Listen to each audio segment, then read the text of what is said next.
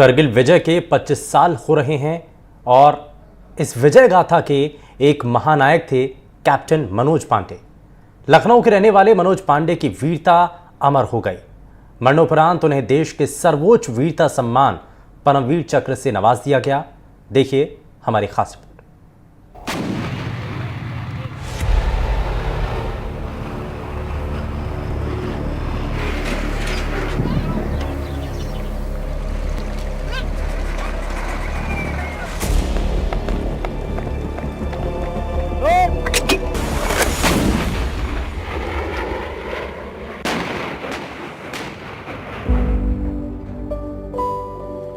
अगर मेरे फर्ज की राह में मौत भी रोड़ा बनी तो मैं कसम खाता हूं कि मैं मौत को भी मार दूंगा।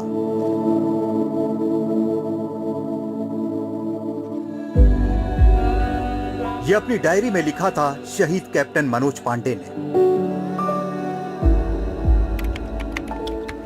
3 जुलाई 1999 यानी आज से 25 साल पहले भारतीय सेना के एक युवा अधिकारी ने बहादुरी की वो इबारत लिखी थी जिसे याद करके आज भी हर देशवासी का सीना फक्र से चौड़ा हो जाता है। सिर्फ 24 साल के थे मनोज पांडे जब वो शहीद हुए। करगिल युद्ध पर जाने से पहले मनोज ने अपनी मां से वादा किया था कि वो अपने 25वें जन्मदिन पर घर जरूर आएंगे। वो घर तो आए लेकिन तिरंगे में लिपट कर।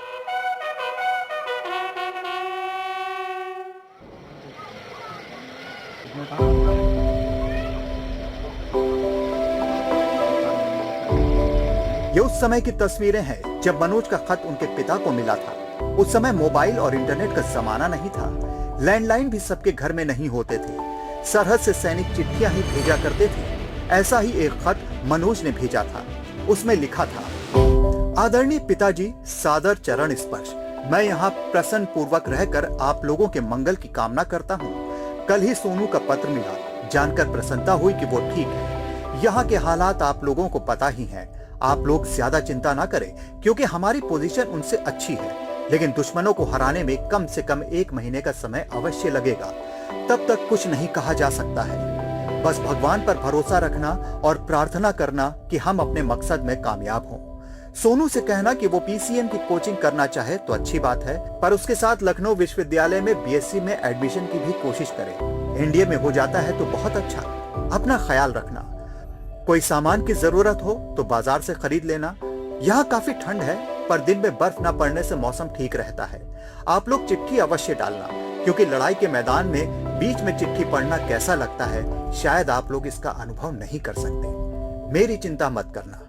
आपका बेटा मनोज। मनोज का वो आखिरी खत घर वाले आज भी उस लम्हे को नहीं भूले हैं।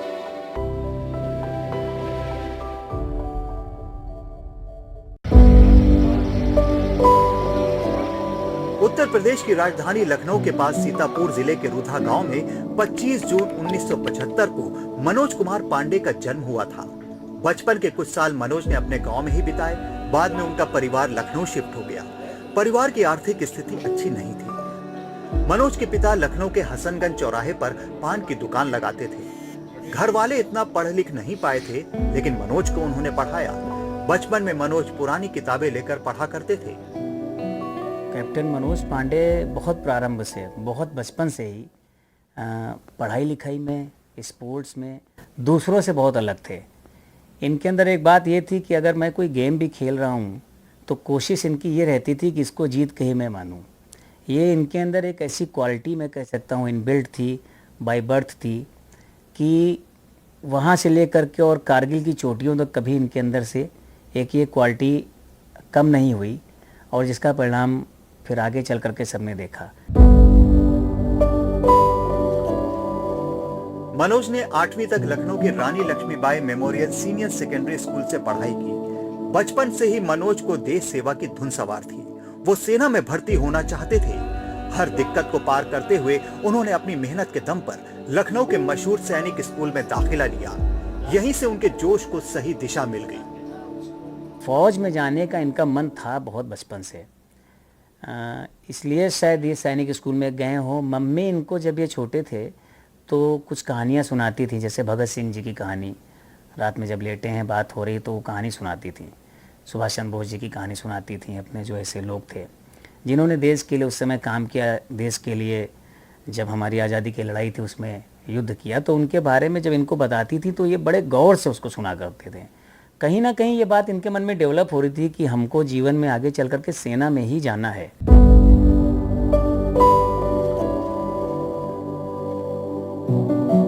मनोज की मेहनत थी कि उन्हें एनडीए में दाखिले के लिए एसएसबी के इंटरव्यू के लिए बुलाया गया। उस इंटरव्यू का भी एक वाकया बहुत चर्चित है। उनसे जब पूछा गया कि वो सेना में क्यों भर्ती होना चाहते हैं, तो मनोज ने जवाब दिया कि वो परमवीर चक्र चाहते हैं। ये जवाब सुनकर पैनल के सभी लोग हैरान रह गए थे। ये एनडीए के दौरान, एसएसबी के दौरान इनसे प्रश्न पूछा गया था इंटरव्यू में। वहाँ ऑफिसर्स ने पूछा कि आप सेना क्यों ज्वाइन करना चाहते हैं, तो उन्होंने कहा था कि मैं परमवीर चक्र पाना चाहता हूँ। तो इनके ऑफिसर्स ने इनसे कहा कि आपको मालूम है परमवीर चक्र कैसे मिलता है? तो उन्होंने कहा सर, ज़्यादातर तो मरणोपरांत ही मिलता है, लेकिन यदि मुझे अवसर मिला तो मैं इसको जीवित कोशिश करूँगा, मुझे जीवित रहते हुए मिले और मैं इसको अपने सीने पे लगाऊँ। एनडीए से पास आउट होने के बाद मनोज गोरखा राइफल्स में ज्वाइनिंग चाहते थे और उन्हें वो ज्वाइनिंग मिल भी गई। गोरखा राइफल्स को ब्रेवेस्ट ऑफ द ब्रेवेस्ट कहा जाता है। मनोज उसी का हिस्सा बने। मनोज की पहली तैनाती कश्मीर में हुई और सियाचिन में भी उन्होंने सेवाएं दी। फिर वो वक्त आया जिसका मनोज को इंतजार था।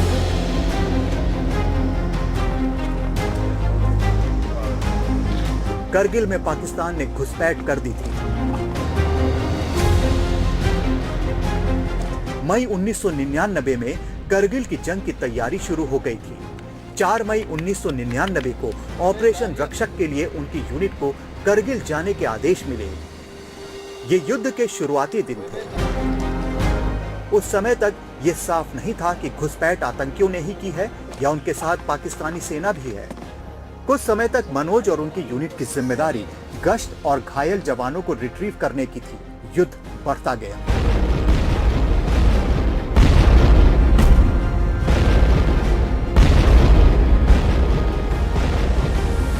ये लोग सियाचिन से इनका टेन्योर जो था वो पूरा हो गया था। इनकी यूनिट पीस पोस्टिंग पे पूना जाने वाली थी। उसमें से आधे लोग जा चुके थे, कुछ लोगों का सामान जा चुका था, कुछ लोग ही बचे हुए थे जिनको पूना बस निकलना ही था।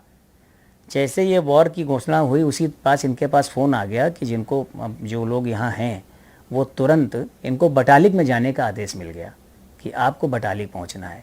तो उस दौरान कोई बात हमारी या घर वालों की इनसे हो ही नहीं पाई। हमको सिर्फ ये पता चला, हमें एग्जैक्ट स्थिति उस समय नहीं पता थी कि ये एक्चुअली हैं कहाँ पर, युद्ध के किस भाग में ये हैं।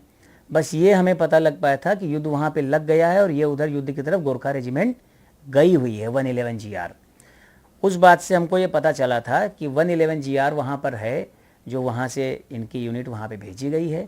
तो बटालिक क्षेत्र में युद्ध चल रहा है और ये युद्ध में लगे हुए हैं। इसके बाद 2 जुलाई 1999 को मनोज पांडे की यूनिट को खालूबार से दुश्मन को हटाने का आदेश मिला। यहाँ दुश्मनों ने बंकर बना रखे थे।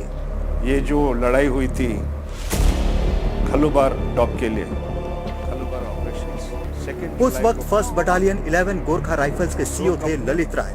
रिटायर्ड कर्नल ललित राय उस वक्त को याद करते हैं। एक company commander, the mother of all actions in Batalik sector. ये जो लड़ाई हुई थी खालूबार टॉप के लिए, खालूबार ऑपरेशंस, 2 जुलाई को हम निकले। 2 कंपनी, जिसमें से एक कंपनी अंडर कमांड, एक कंपनी कमांडर हमारे लेफ्टिनेंट मनोज पांडे, उनको मैंने उसी वक्त उसी दिन कैप्टन जो है प्रमोट कर दिया था, क्योंकि उनके 2 साल पूरे हो चुके थे और उनको फील्ड कैप्टन हमने प्रमोट कर दिया था। और हम गए लड़ाई में खालूबार टॉप के लिए और ज्यों ज्यों चढ़ते गए, बाकी तो हिस्ट्री में बताने की ज़रूरत ही नहीं। इतना घमासान युद्ध, मशीन गन की फायर, आर्टिलरी का फायर, चारों तरफ से बर्फ़ में ठिठुर रहे और इतनी मशीन गन के फायर में जो है एक जगह 600 गज जो है खालूबार के टॉप से, जो हम 600 गज पीछे थे, उस वक्त बहुत ही ज़्यादा फायर आया हमारे ऊपर।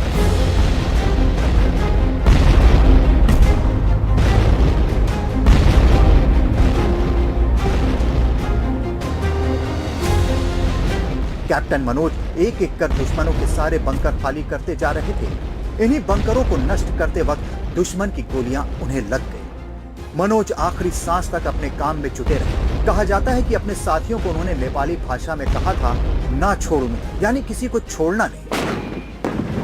कैप्टन पांडे की बटालियन ने आखिरकार कोलाबार पर कब्जा कर लिया, लेकिन वो शहीद हो गए। दो जगह से, एक तो खलुबार टॉप की एरिया से और दूसरा बंकर एरिया से बहुत ज़्यादा मशीन गन का फायर आ रहा था। तो मनोज पांडे को मैंने उस वक्त बुला के टास्क दिया कि मनोज, बंकर एरिया को किसी तरीके से आपने साइलेंस करना है। जब पता चला बाद में कि जब मनोज पांडे आगे बढ़े तो उनके ऊपर बहुत ज़्यादा मशीन गन फायर आया, और जहां हमने सोचा था कि सिर्फ 4 बंकर्स हैं, वहां तो 6 बंकर्स थे, 4 सामने और 2 थोड़े बाजू में। साइमल्टेनियसली यहाँ जो है captain Manoj Pande fire and move करते करते करते करते 1, 2, 3 बंकर तक बर्बाद कर चुके थे।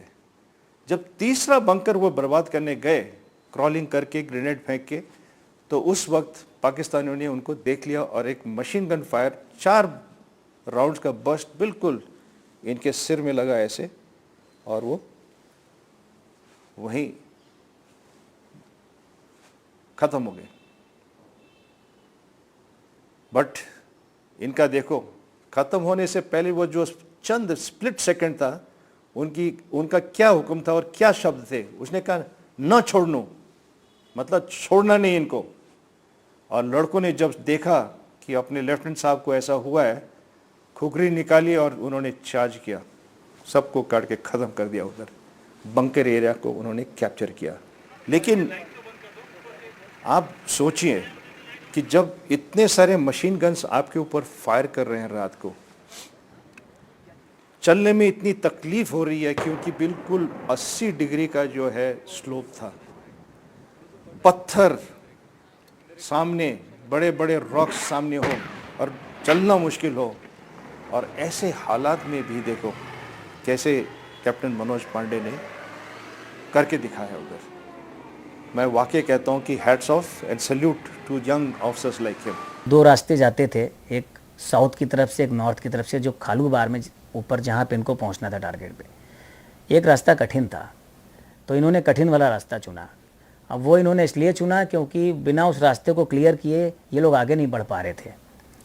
तो इनके सीओ थे कर्नल ललित राय, तो उन्होंने इनसे मना किया, कहा कि मनोज, ये रास्ता जो तुमने चुना है, मैं तुमको इसमें जाने के लिए अनुमति नहीं दूंगा, क्योंकि इस रास्ते से जाने का मतलब मृत्यु निश्चित है आपकी।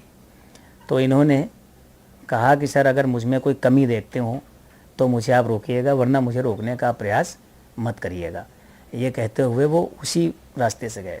फिर इन्होंने टारगेट बनाया 2 और 3 रात जुलाई की रात का, कि हम इतने बजे निकलेंगे यहाँ से और सुबह होते होते हमको ये पूरी पहाड़ी चढ़ करके वहाँ पे पहुँच जाना और अपने अटैक पे हमको पहुँचना है। 6-7 घंटे की रात भर की जो चढ़ाई थी उसको करने के बाद में सुबह पहुँच गए।